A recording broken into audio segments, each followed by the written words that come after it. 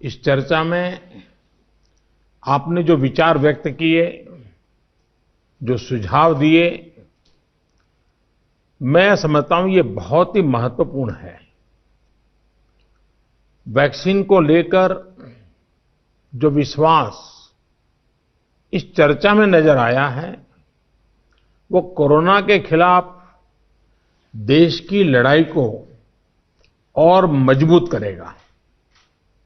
यहां जो प्रेजेंटेशन हुआ, उसमें भी विस्तार से ये बताया गया कि कितने दिनों से प्रयास चल रहे हैं, क्या क्या चल रहे हैं, अब कहां पहुंचे हैं और किस मजबूती से हम आगे बढ़ रहे हैं।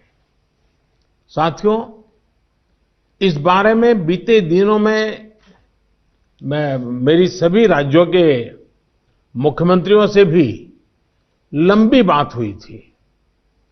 टीकाकरण को लेकर राज्य सरकारों के अनेक सुझाव भी मिले थे।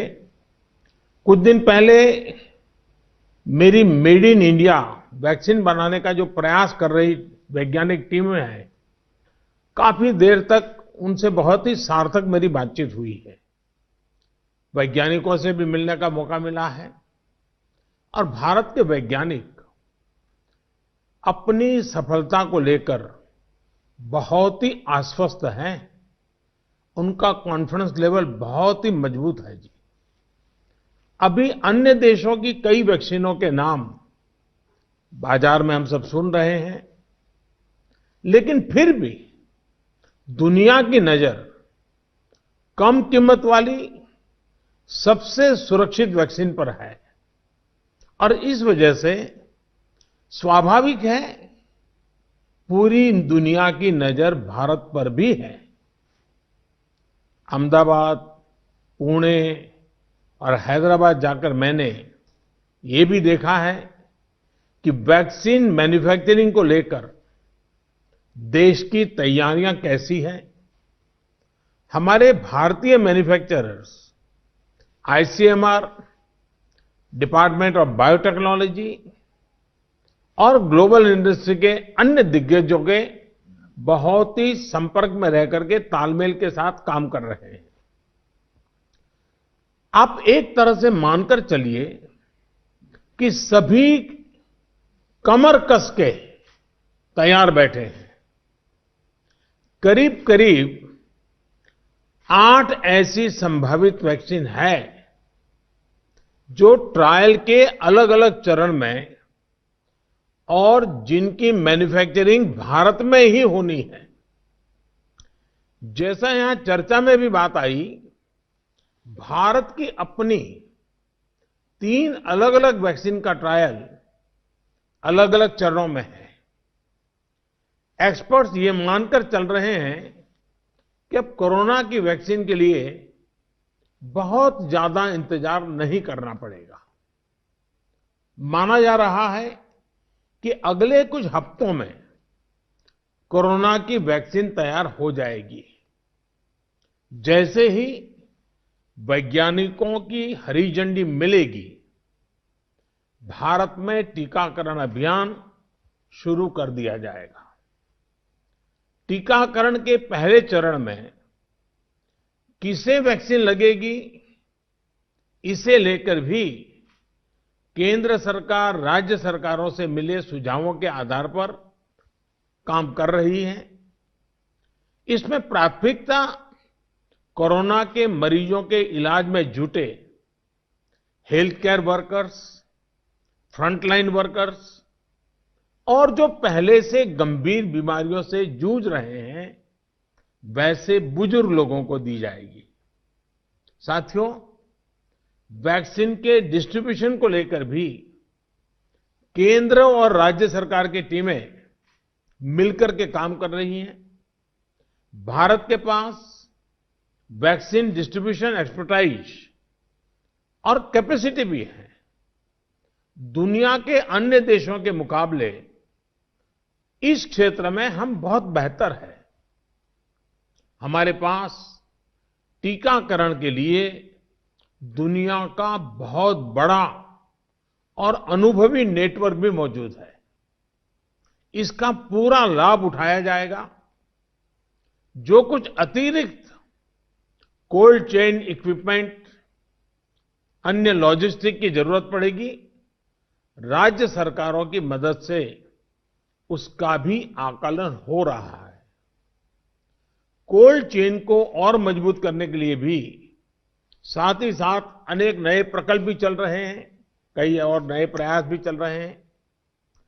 भारत ने एक विशेष सॉफ्टवेयर भी बनाया है, कोविन, जिसमें कोरोना वैक्सीन के लाभार्थी वैक्सीन के उपलब्ध स्टॉक और स्टोरेज से जुड़ी रियल टाइम इंफॉर्मेशन रहेगी। भारत में कोरोना वैक्सीन की रिसर्च से जुड़े दायित्व के लिए विशेष टास्क फोर्स का गठन किया गया था और वैक्सीन से जुड़े अभियान का दायित्व नेशनल एक्सपर्ट ग्रुप को दिया गया है। इसमें टेक्निकल एक्सपर्ट्स हैं, केंद्र सरकार के संबंधित मंत्रालयों और विभागों के अधिकारी हैं, प्रत्येक जोन के हिसाब से राज्य सरकारों के भी प्रतिनिधि हैं। ये नेशनल एक्सपर्ट ग्रुप राज्य सरकारों के साथ मिलकर के काम कर रहा है। राष्ट्रीय और स्थानीय हर जरूरत के मुताबिक फैसले नेशनल एक्सपर्ट ग्रुप द्वारा सामूहिक तौर पर लिए जाएंगे। साथियों, वैक्सीन की कीमत कितनी होगी, इसे लेकर भी सवाल स्वाभाविक है।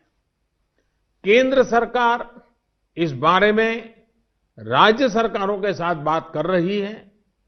वैक्सीन की कीमत को लेकर फैसला जन स्वास्थ्य को सर्वोच्च प्राथमिकता देते हुए किया जाएगा और राज्य सरकारों की इसमें पूरी सहभागिता होगी।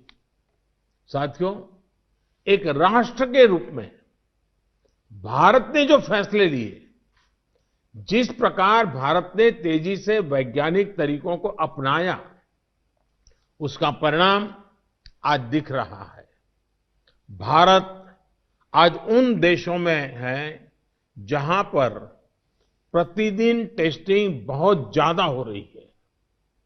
भारत आज उन देशों में है जहां पर रिकवरी रेट भी बहुत ज्यादा है।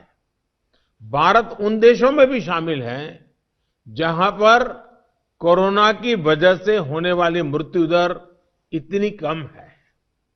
भारत ने जिस तरह कोरोना के खिलाफ लड़ाई को लड़ा है, वो प्रत्येक देशवासी की अदम्य इच्छा शक्ति को दिखाता है। विकसित देशों, अच्छे मेडिकल इंफ्रास्ट्रक्चर वाले देशों की तुलना में भी भारत ने इस लड़ाई को कहीं बेहतर तरीके से लड़ा है और अपने ज्यादा से ज्यादा नागरिकों की जान बचाई है। हम भारतीयों का संयम, हम भारतीयों का साहस, हम भारतीयों का सामर्थ्य इस पूरी लड़ाई के दौरान अतुलनीय रहा है, अभूतपूर्व रहा है। हमने सिर्फ अपने ही नागरिकों की चिंता नहीं की, बल्कि हमारे देशों के नागरिकों को भी बचाने का हर प्रयास, अन्य देशों के साथ मदद करने का भी काम, हर संभव प्रयास किया गया। साथियों, फरवरी मार्च की आशंकाओं भरे, डर भरे माहौल से लेकर आज दिसंबर के विश्वास और उम्मीदों भरे वातावरण के बीच भारत ने बहुत लंबी यात्रा तय की है। अब जब हम वैक्सीन के मुहाने पर खड़े हैं, तो वही जन भागीदारी, वही साइंटिफिक अप्रोच, वही सहयोग आगे भी बहुत जरूरी है। आप सभी अनुभवी साथियों के सुझाव भी समय समय पर भी इसमें प्रभावी भूमिका निभाएंगे। आप सभी जानते हैं कि जब भी इतना व्यापक टीकाकरण अभियान चलता है, तो अनेक प्रकार की अफवाहें भी समाज में फैलाई जाती हैं। ये अफवाहें जनहित और राष्ट्रहित दोनों के विरुद्ध होती है। इसलिए हम सभी दलों का ये दायित्व है कि देश के नागरिकों को ज्यादा से ज्यादा जागरूक करें, उन्हें किसी भी अफवाह में बचाएं। इसके साथ ही हम जानते हैं दुनिया में जिस प्रकार से कर्व बदल रहा है और चित्र कहां से कहां जाएगा कोई कह नहीं सकता है। और ऐसे में हमारे जो प्रूवन रास्ते हैं, प्रूवन हथियार है, उसको हमने कभी भी छोड़ना नहीं है। और इसलिए 2 गज की दूरी और मास्क के प्रति भी हम लोगों को लगातार सतर्क करते रहना है। देश ने अब तक जो प्राप्त किया है, किसी भी तरह की लापरवाही उसे नुकसान पहुंचा सकती है।